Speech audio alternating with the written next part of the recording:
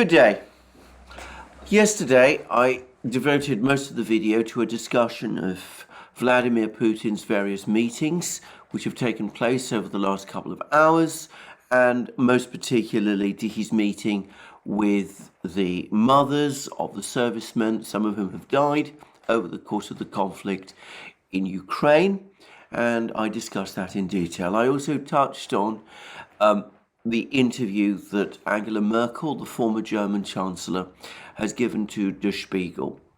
Well, today I'm going to return to more prosaic subjects. I say prosaic, conflict, war is never prosaic. I've seen some rather harrowing photos coming from Bakhmut.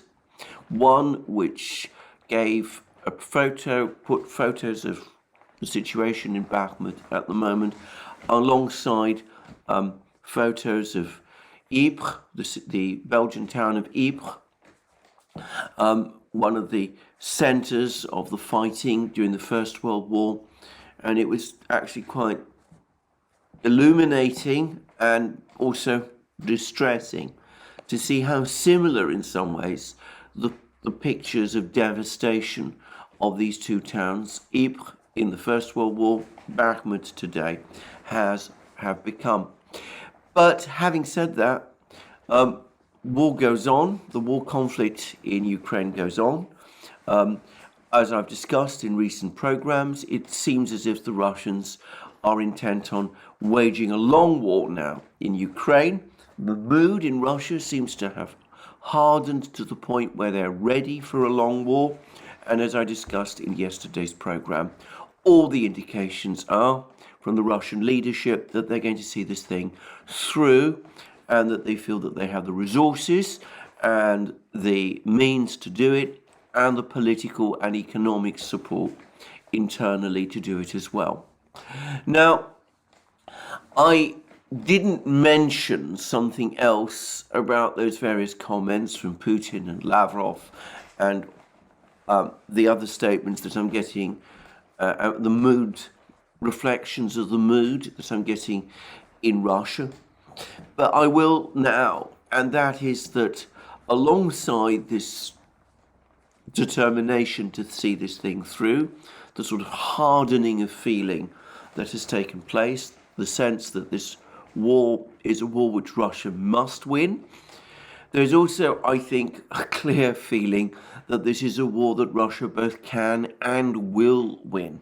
Now, Putin has always sounded confident in every one of the speeches, interviews, meetings that he's had with various people.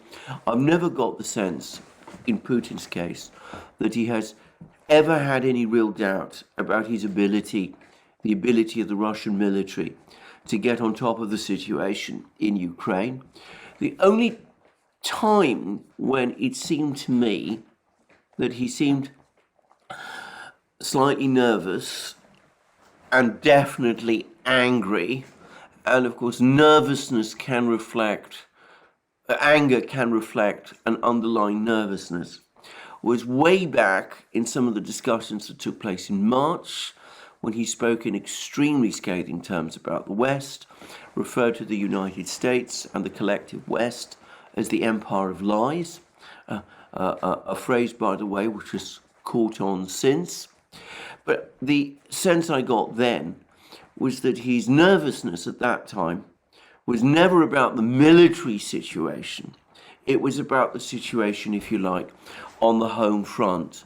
He wasn't sure, as I think a lot of people weren't sure, how well Russia's economy would stand up to the sanctions pressure, what the mood in Russia itself would be, whether the population would support the war, and also how firm Russia's ties with the rest of the world outside the collective West would turn out to be. And I'm going to say this, I think one of the reasons for the Russian confidence, and I think, by the way, before I go further, I would say that many of the moves that the Russians took in the early phases of the war was because they were not fully confident about those three factors: the economy, the unity within Russia, and the stability of Russia's relations with other countries? Well, I think that the reason that the Russians are now confident and are now focusing increasingly on the military side of things is because everything on those three fronts has turned out a lot better than they'd expected. The ruble, which of course the intention was back when the sanctions were launched in January, the ruble has been extraordinarily stable. It's been trading at around $60, 60 rubles to the dollar for some time now. I mean, it's sometimes gone up a little, sometimes gone down a little, but it's been surprisingly stable in the face of all that's happened. Industrial production in Russia seems to be rising. Russia had a good harvest in 2022, and by the way, as I understand it, the indications are that it's going to have another good harvest in 2023. And apparently, consumer demand in Russia is now rising, and that's also acting to strengthen the economy overall.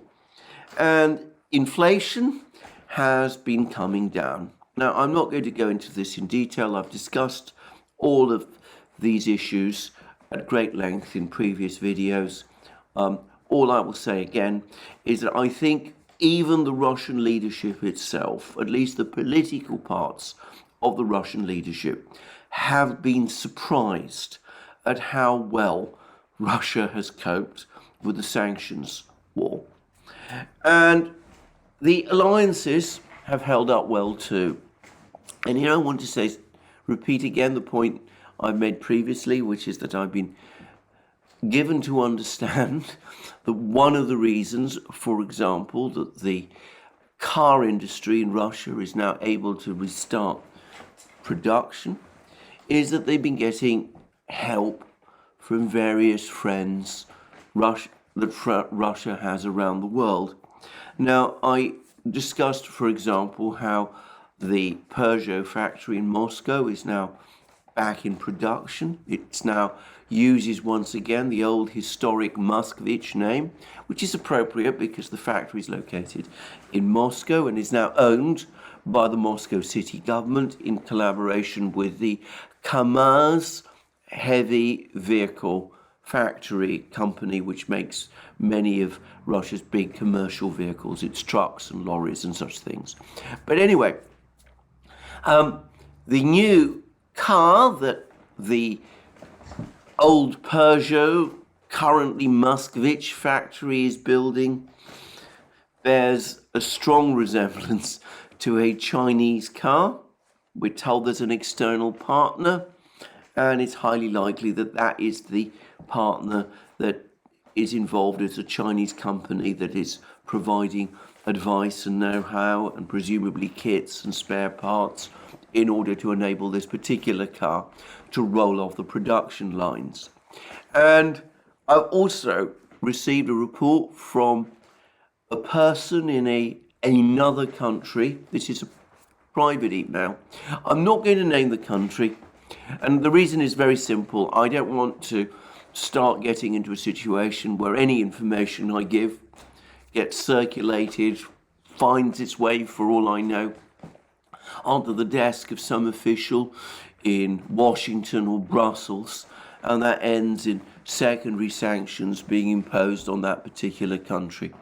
But anyway, I received a private email from a person in that country, and that person told me that this particular country, and I don't want to give any clues as to which country it is involved in providing spare parts to Western car manufacturers and is indeed involved in car manufacturing.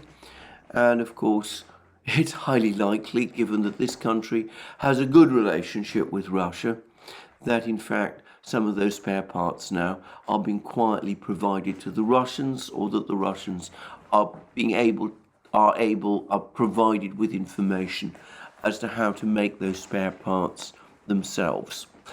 I would say that the car companies in Russia that are now back in production that they're now producing cars seem to be first and foremost the Russian car manufacturers. In other words, companies like, well, Lada, I'm using the Western name for the company in question, Lada, Moskvich, the gas factory in Nizhny Novgorod, those sort of places. And I suspect that to a great extent the Russians will be seeking to localize production, including, for example, of any cars that they get know-how from China on how to build. And by the way, the same is going on now with the Russian aircraft industry. This has been a long, tangled subject, but I'm getting information about the volumes of aircraft that are being built in Russia.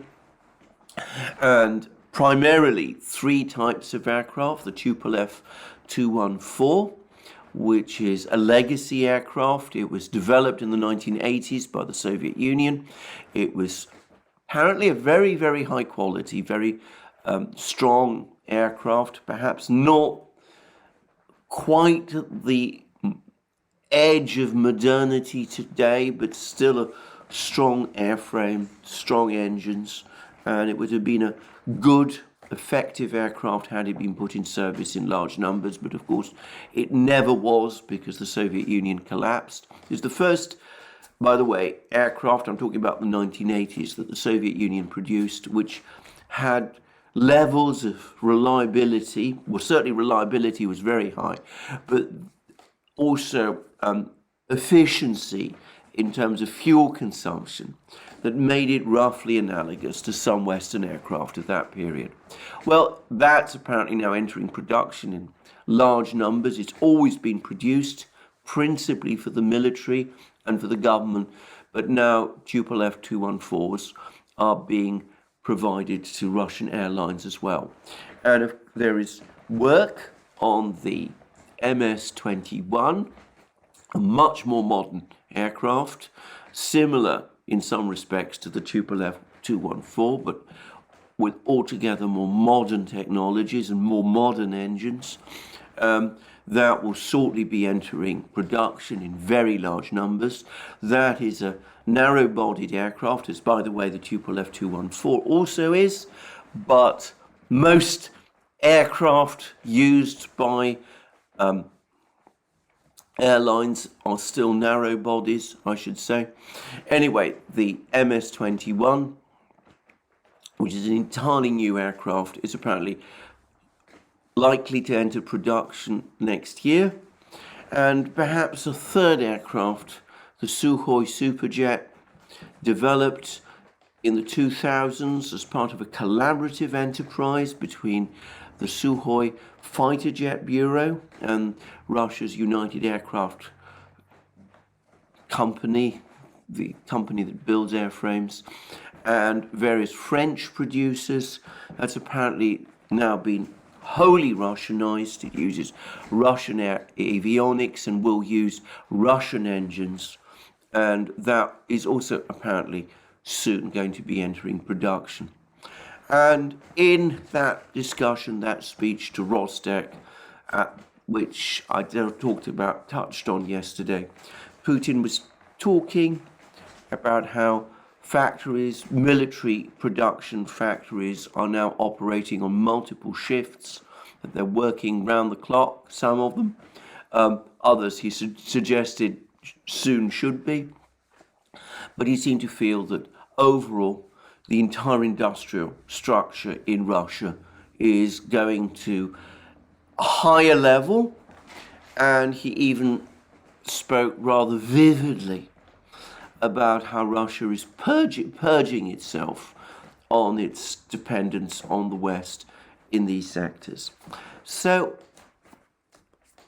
without going into too much detail, this isn't perhaps the place to do that. The Russians are now confident about their industrial, their economic stability. They're confident about the strength of their political relationships in Africa, in Latin America, above all with China and India, and increasingly Turkey and Iran.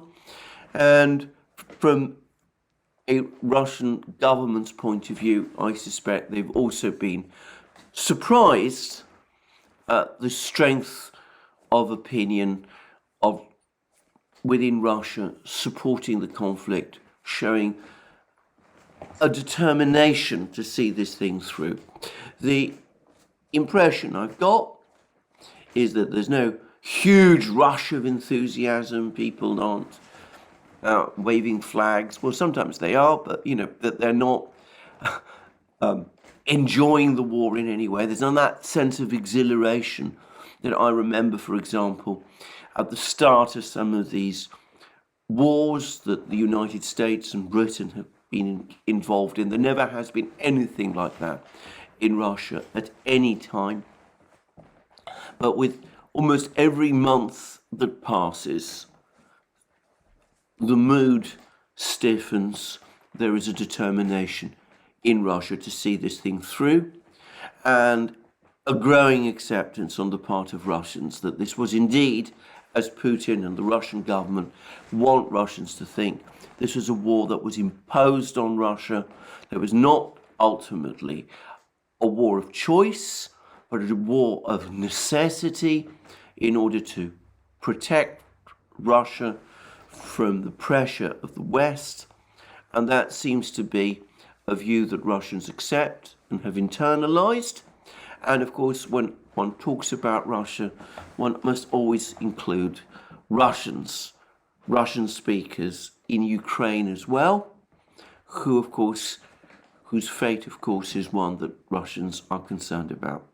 So with all of this, with this strengthening, as I said, of the mood in Russia, with these signs that the economy is not going to fall apart, that there isn't going to be a crisis, that they don't have to worry about a collapsing currency, hyperinflation, a massive industrial collapse, any of those things, the Russians are now being able to give more attention to the military conflict. And I think this is a factor which is important to stress.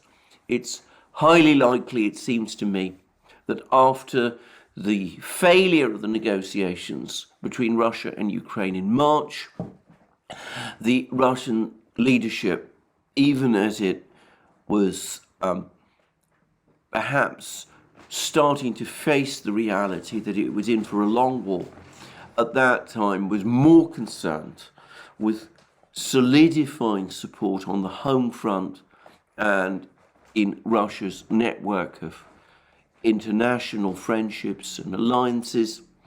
And now that that task has been successfully achieved, the Russians are able, as I said, to start thinking more about the war itself. And we saw all the various decisions that have been taken since mid-September, the appointment of General Surovikin as an overall commander-in-chief, the mobilization of 300,000 reservists, the call-up of another 80,000 volunteers, the missile offensive against Ukraine's energy infrastructure, all of these things, they all point to a hardening of the conduct of the war, even as Russia prepares for a long war, and seems increasingly confident that it can achieve its objectives over the course of that war. Now, where are we? Where are we in this military situation? Firstly, I've received an email from someone. Again, I'm not going to disclose who. It's a private email, but that person has queried the fact that I've talked about a Russian force of 380,000 men, whereas Colonel Macgregor has talked about 700,000 men as the army that the Russians are going to throw into their winter offensive. I think the difference between these two figures can be easily explained. When I talk about 380,000 men, I'm talking about the reservists who have been called up, plus the 80,000 volunteers who are joining them.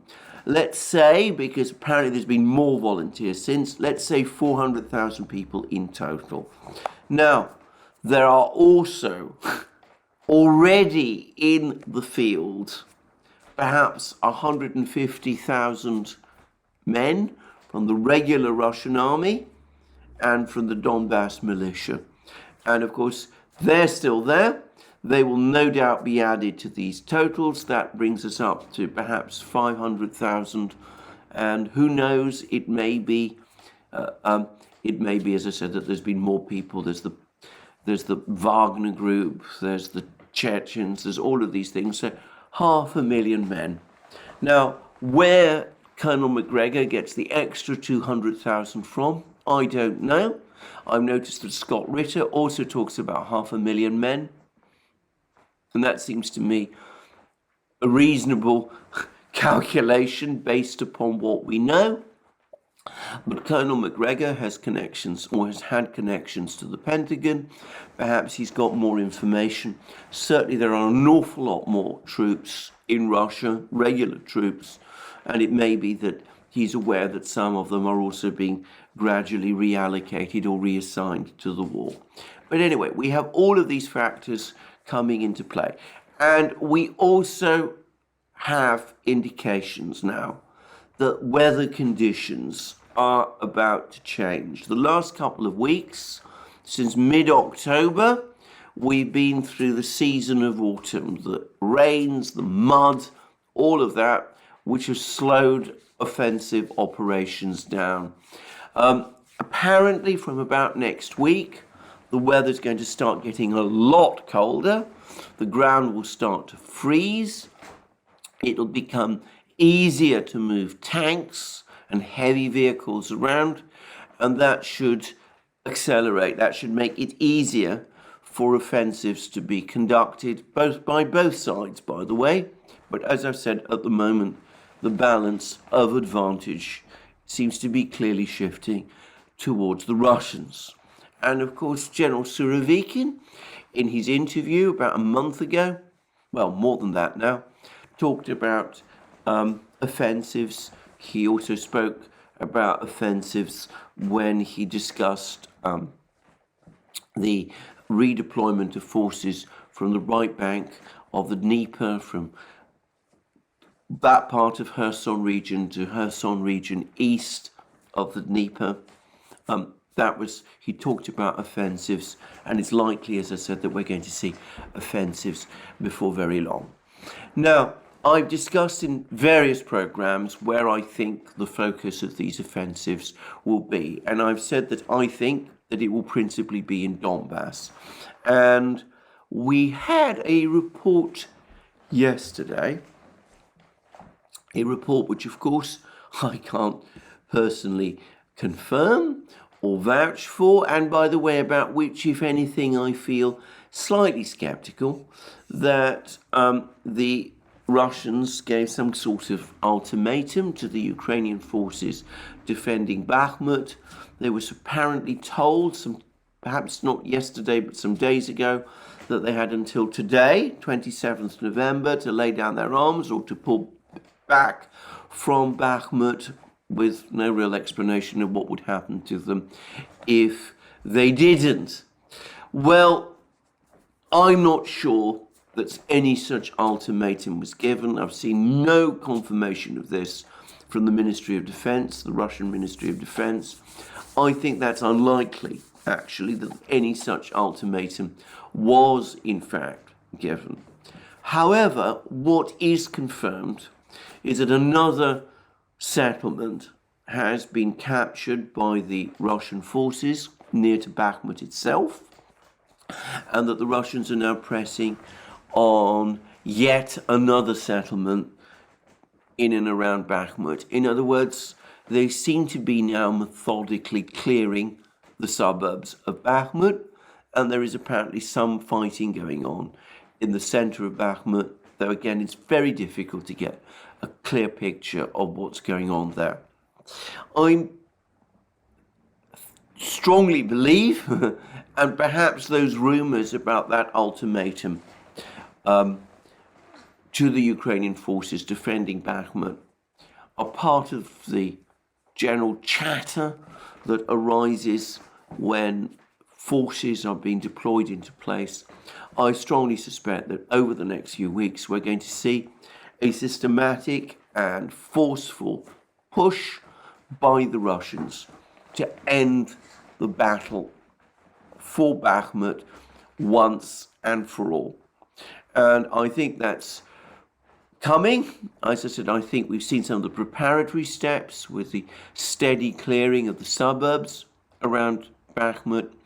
And I think, as I said, that the next stage of the Battle of Bakhmut will be rather like the Severodonetsk, Lysychansk battles and previously the Mariupol battle, a sustained attempt to storm the city, to finally break Ukrainian defenses there, to bring the whole of Bakhmut under Russian control. And I think the same is going to happen, as I've discussed already, with Donetsk, and this is the other major axis of the battle at the moment. We've seen more news recently of Russian advances near Vuhledar and Marinka and other places. There's apparently some kind of Ukrainian counterattack near Vuhledar yesterday, but it failed, so the reports all seem to say. And there were also reports that a Ukrainian force has been surrounded or effectively surrounded by the Russians in a village near Bakhmut called Novo-Mikhailovka. That again, I can't confirm that. So, an attempt to break the siege, the Ukrainian siege of Donetsk, to capture Marinka, capture Vuhledar, ultimately surround and break Ukrainian resistance in Avdiivka. And by the way, yesterday, Ukraine launched more artillery strikes towards Donetsk city. This has been a steady pattern. But I've noticed that over the last couple of weeks, the extent of Ukrainian artillery strikes, missile strikes on Donetsk city seem to be in decline. And I can't help but think that one of the reasons for this is that the Ukrainian forces in and around Donetsk city, encircling Donetsk city in places like Marinka, Avdiivka, all of these sort of places, are themselves now coming under extremely heavy pressure, and their ability to sustain artillery strikes on Donetsk city is in decline.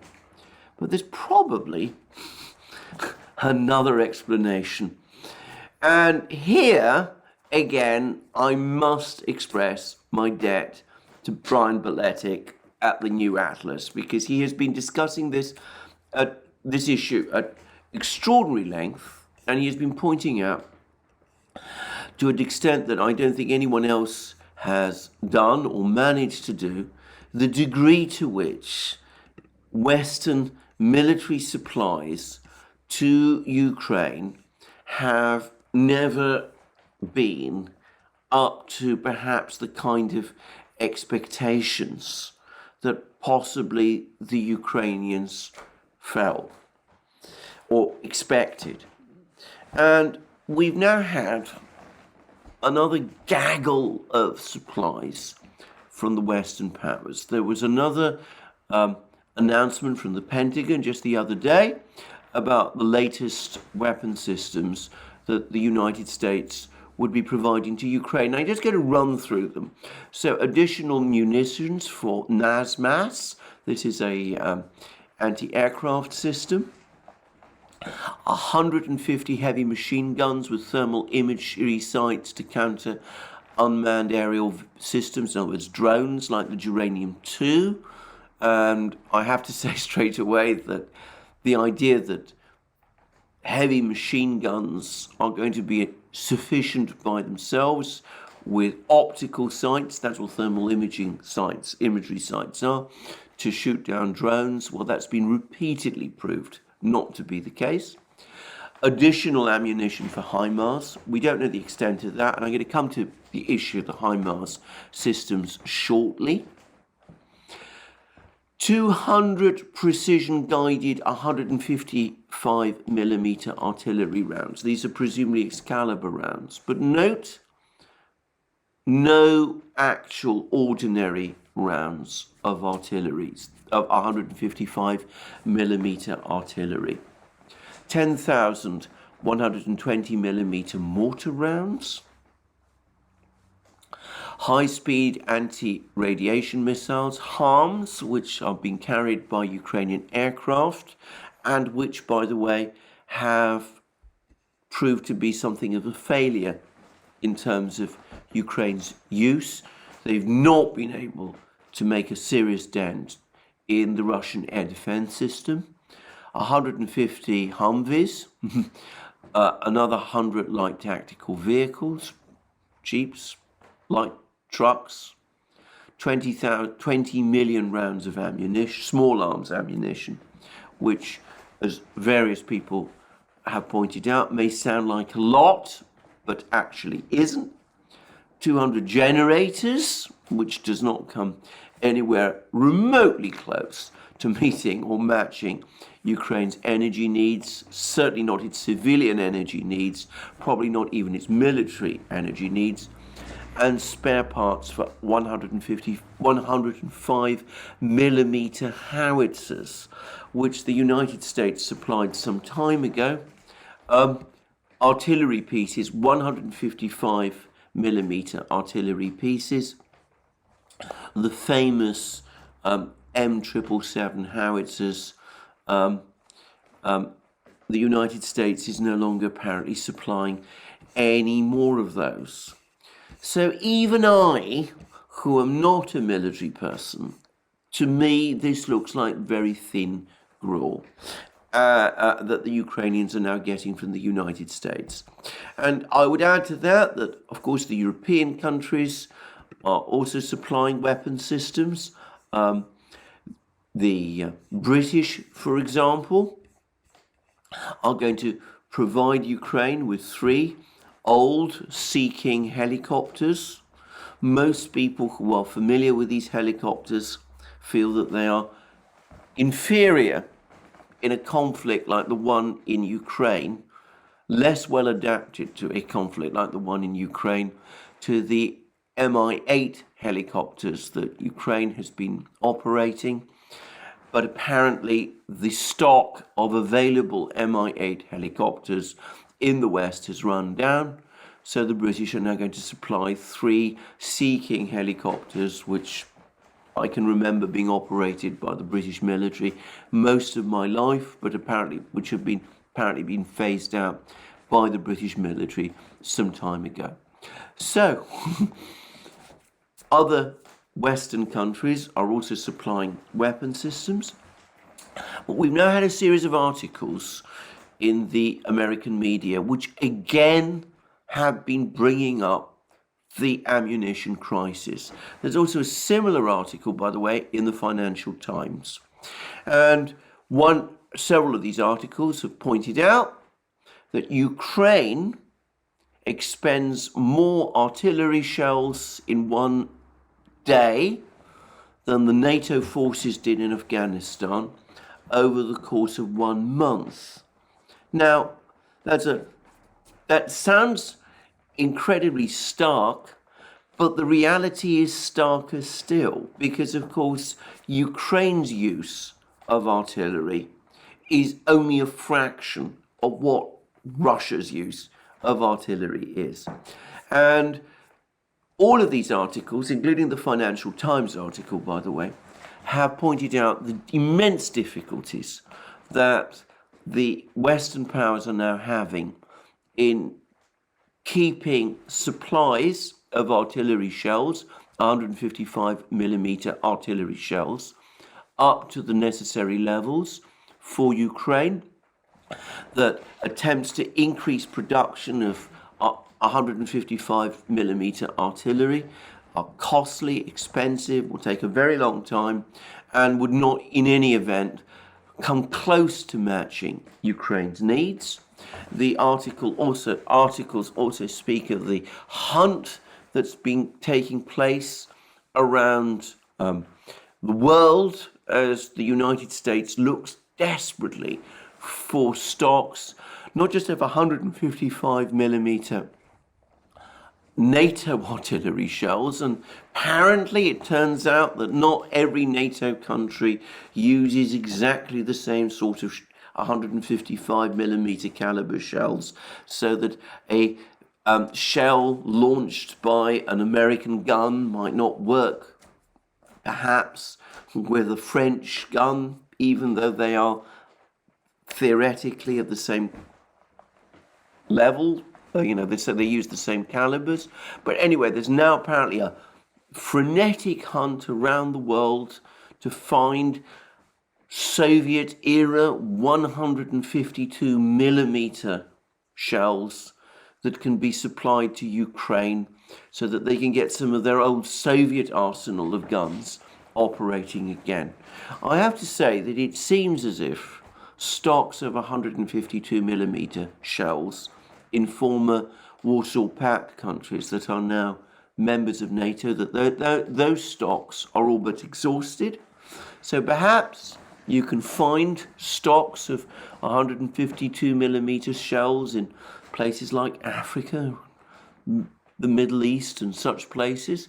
Of course, the risk is that these will be shells supplied to these countries during the period of the Cold War, and they might not be in particularly good condition. I mean, imagine, for example, if you find old 152mm shells from Muammar Gaddafi's arsenals in Libya or Saddam Hussein's arsenals in Iraq. Well, what kind of condition will these shells be in if they are ever supplied to Ukraine? So that might not be quite the solution that people perhaps are hoping that it is. And of course, there's other things, there's other problems too.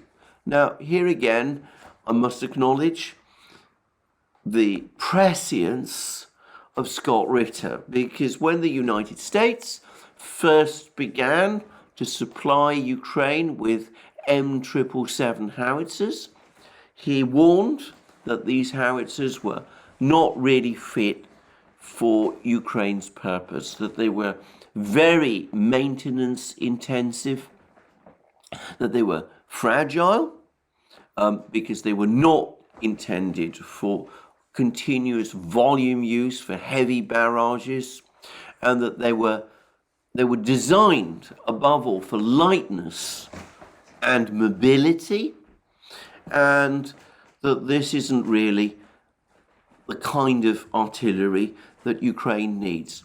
Well, he has been proved comprehensively correct about this. And there's now been an article, I believe, in the New York Times, which talks about the fact that the barrels of these M777 howitzers start to experience defects, irreparable defects, after a couple of hundred rounds of shells are launched, and that this obliges Ukraine to over-rely on other M777 howitzers, and the result is that the number of howitzers that Ukraine uses is declining, that they're not able to keep their entire M777 howitzer fleet operating, even that part of it which the Russians haven't already destroyed, and that in fact the result is, again, that these guns are not often fit for use. They have to be trundled back all the way along Ukraine's increasingly creaky railway and transport system, now severely affected by the Russian missile and energy attacks. They have to be sent all the way back to repair to Poland, and then sent back again. And this must be turning into a logistical and infrastructural nightmare. And of course, when they are sent back, all the problems repeat themselves all over again. Now, interestingly, this isn't just a problem with the M777s. There's now reports that the German self-propelled guns, 150 millimeter self-propelled guns that the Germans have been supplying to Ukraine, they seem to have the same problems. And I'm going to say something. I remember when these guns, these Western artillery pieces, were first supplied to Ukraine, back I think in June. There were all sorts of reports at that time about how Western artillery had longer range than Russian artillery. And this is true up to a point. The Russians have some very long range artillery, comparable to that of the West, but it's probably fair to say that most Russian artillery pieces are not as long ranged as most Western artillery pieces.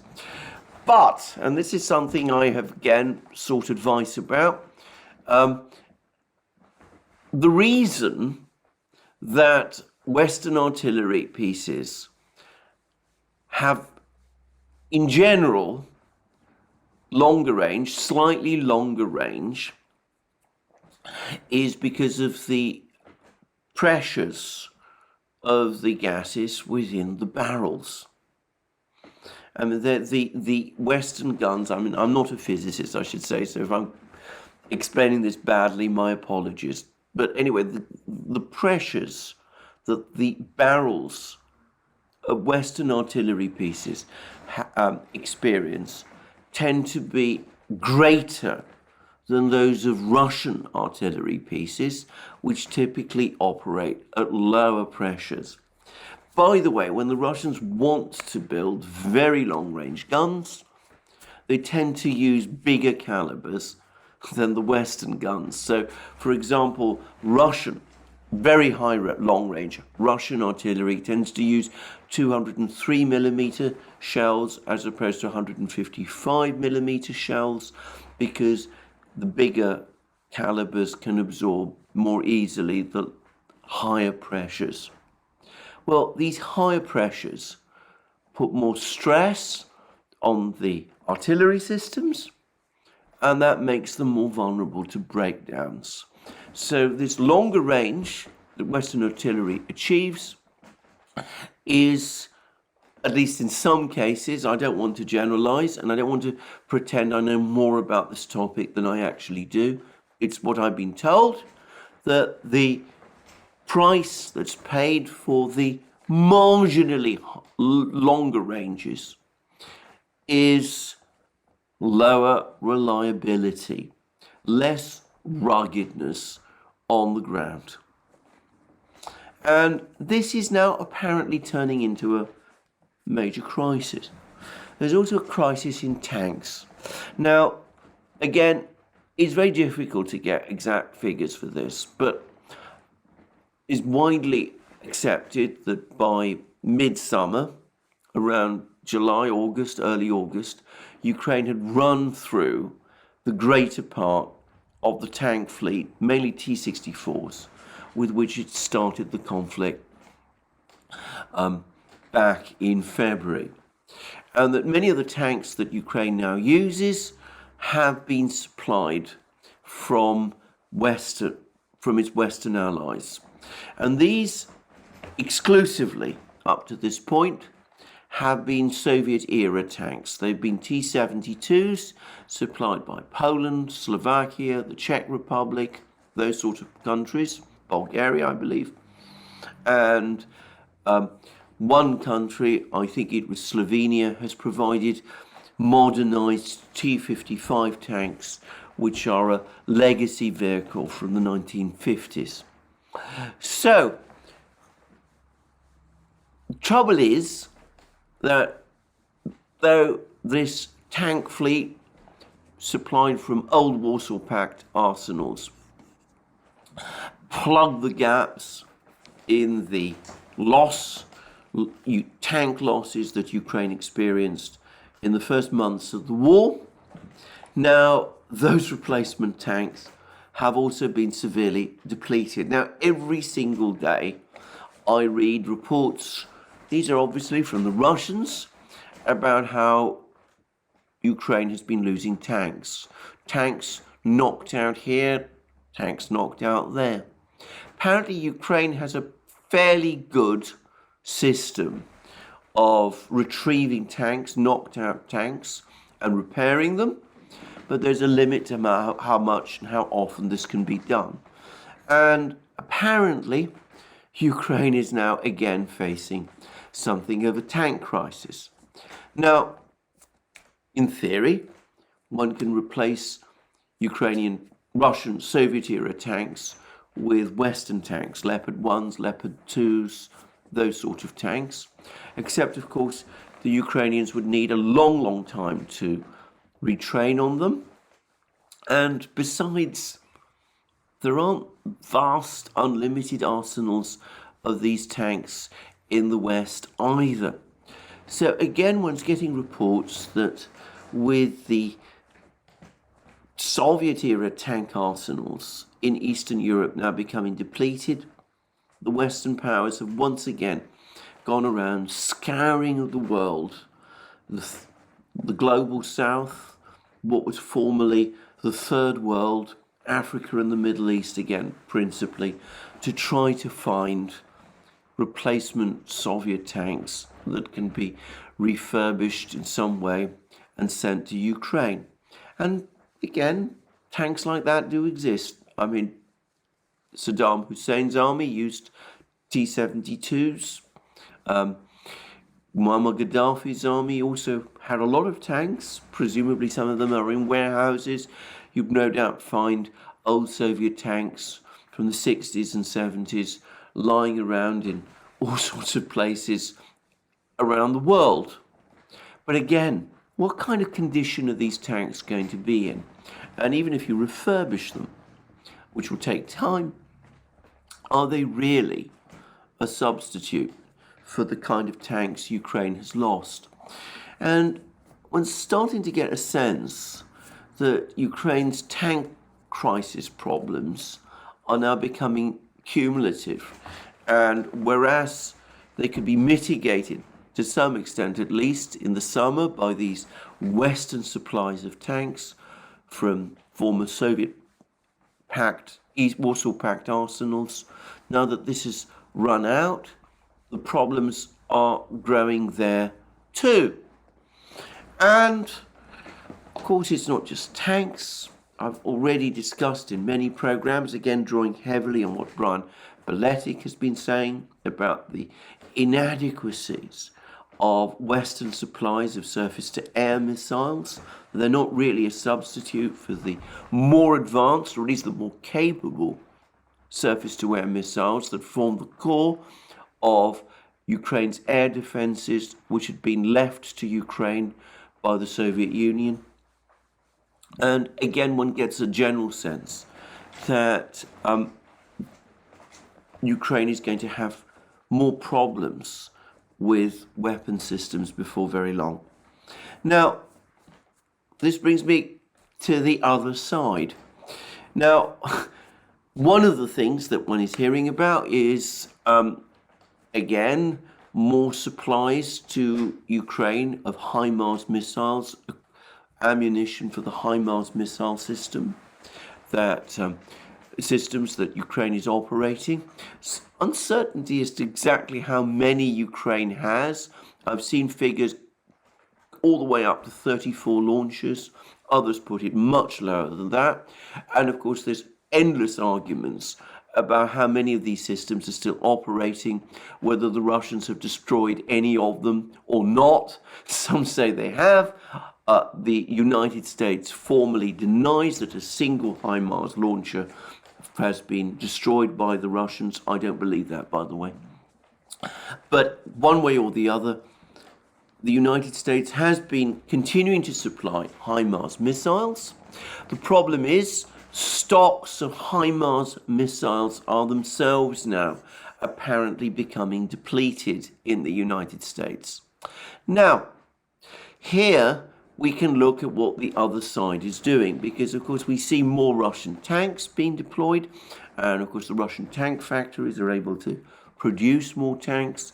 We're also starting to see weapon systems that the Russians earlier in the war had not been deploying to any great extent in Ukraine, they're starting to appear as well.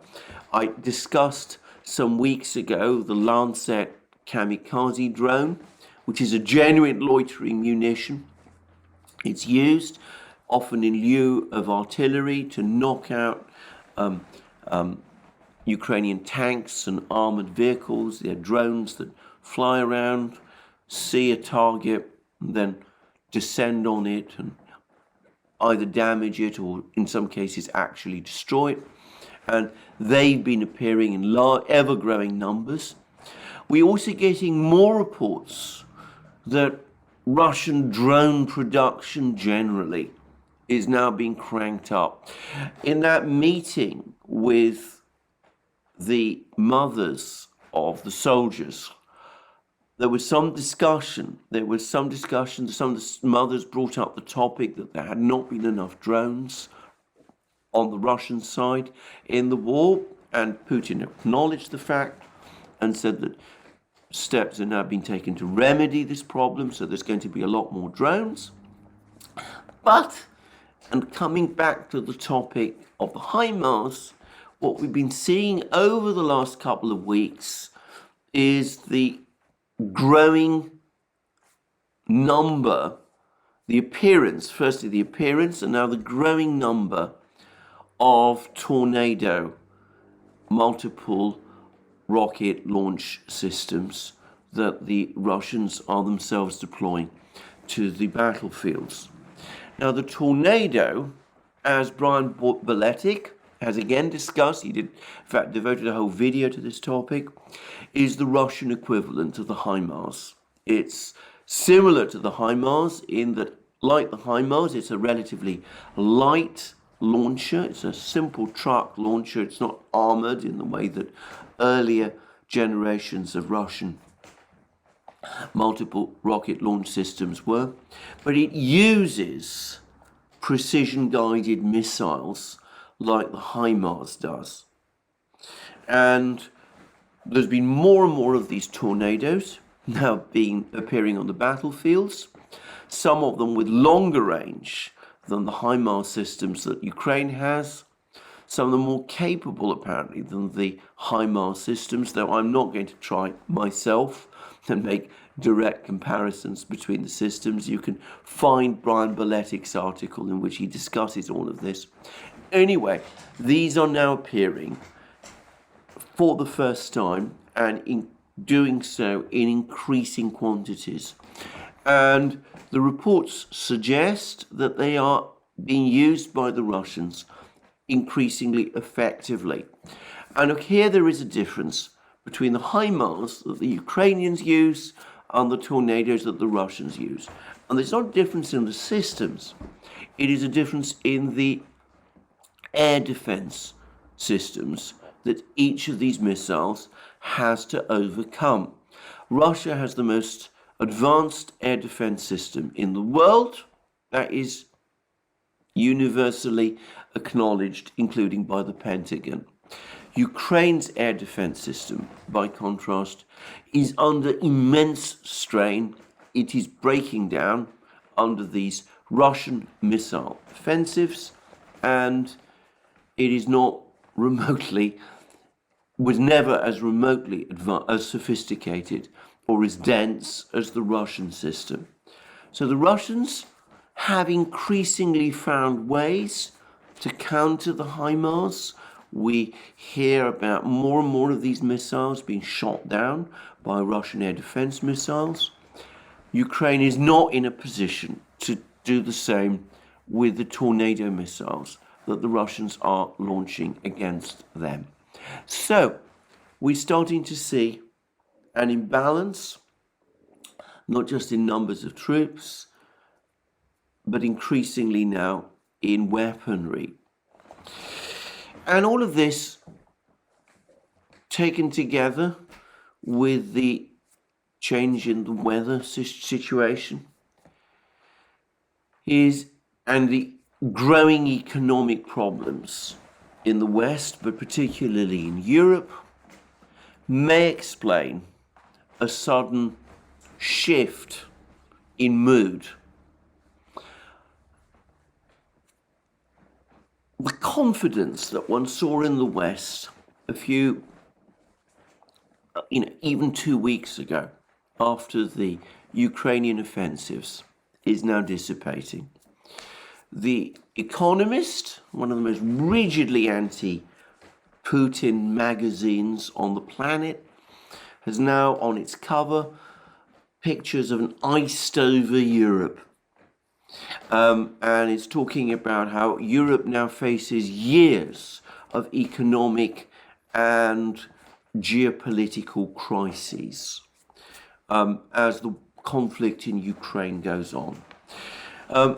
There's articles by people like Simon Tisdall in The Guardian, also acknowledging that the situation in Ukraine is going from bad to worse, bitterly regretting his crazy idea, which he proposed back in the spring, of a no-fly zone over Ukraine, was never adopted. That apparently, starting World War III, presumably, would have solved all these problems that we face today. Anyway, that's Simon Tisdall's view. Ambrose Evans Pritchard in the Daily Telegraph has written a long piece in which he's finally acknowledged that Europe's energy problems are in fact only beginning. They are far from being solved as he had thought previously. They're only going to get worse. And he's also seems to be acknowledging that the situation on the battlefields is not going Ukraine's way in quite the way that perhaps he and others believed. He admits finally that the gas reserves in Europe were only filled up to the brim because of gas supplied bought by the European Union from Russia at the start of 2022 and right through up to the summer. But that's all now stopped. That's ended in a trickle. And he also acknowledges that with all the growing pressures in China for an opening up of the economy, with the Chinese government now taking steps to reflate the Chinese economy, with signs that popular mood in China is finally turning against the lockdown policy of the Chinese government, which will, in my opinion, eventually force a shift in policy on this. Well, with all of that happening, highly likely the demand for LNG is going to grow, energy prices are going to grow, Europe is going to find itself competing with the Asians for LNG, pipeline gas from Russia having ended, and the problems with gas and energy for Europe are going to exacerbate. And for the first time, Ambrose Evans Pritchard, and indeed the Daily Telegraph, as far as I know, has acknowledged that Europe is facing a real danger now of deindustrialization. And other places, you're starting to see concerns about opinion polls, the fact that the mood for support for Ukraine that there's been in Europe is starting to dwindle away. Simon Tisdall is very worried about it. He's concerned that there's a shift. He thinks that there's a now real chance that Ukraine will be abandoned by its European allies. Ambrose Evans Pritchard thinks the same. Even The Economist, you can see that deep down it's worried about the same thing too. And what I think we are seeing is a realization starting to hit home that Plan B failed. The West's Plan B failed. Plan A, which was the original plan, was to knock out the Russian economy back in February through massive sanctions. It was assumed that the Russian economy was a house of cards. It would come tumbling down. That would lead to a political crisis. Putin would fall. All the problems would be solved. And I think there were still some people who continued to believe in this right through up to the summer. I remember people like Robert Habeck going around telling everybody way back, I think in July, that the Russian economy was on its last legs, it was about to collapse. That was the original plan A. And of course, we got reports from the Yale group telling us how things in Russia are far worse than anybody imagines, Professor Sommerfeld and his team. I think that plan A, everybody now quietly realizes it's not actually going to happen. And the last believers in it, even they have now, I think, grown quiet. And then there was the plan B, when the sanctions didn't immediately carry out this knockout blow. The idea was arm Ukraine, send as much weapon systems as we can, carry out some kind of offensive in the autumn, in the August, September, recapture Kherson, do all of these things. That will create the political crisis in Moscow. Instead, that will achieve the same outcome that the sanctions were expected to achieve but didn't do. Putin supposedly would not be able to survive military defeats on the Ukrainian battlefields.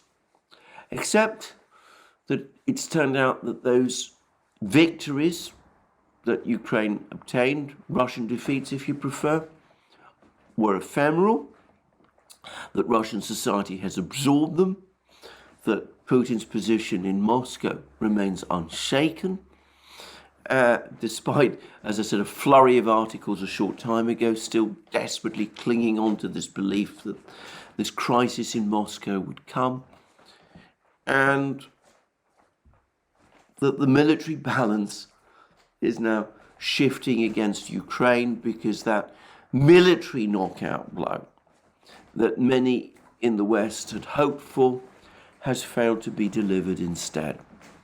So, we now have in the West a situation where there is no clear plan C. Economic sanctions have failed. Military support for Ukraine is ending not in victory, but in the destruction of Ukraine and its likely defeat.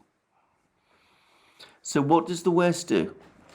Well, I've discussed this many times, and I'm not going to repeat myself at length. Negotiations is the only way forward, even if that means people making concessions which perhaps they swore that they would never make. I see no sign of that happening. I think more likely than not, we're going to see the usual pattern.